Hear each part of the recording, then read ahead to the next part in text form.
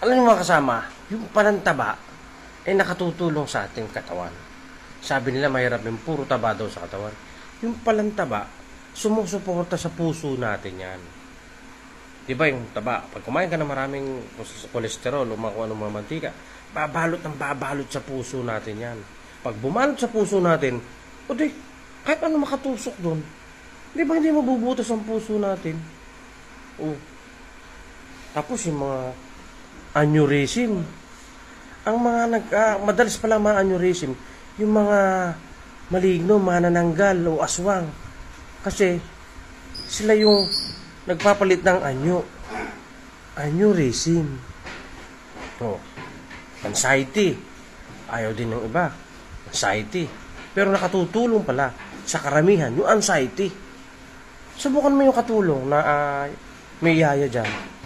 O. Ano, yaya? Okay ka ba dyan? Oo naman. Anxiety. O, diba?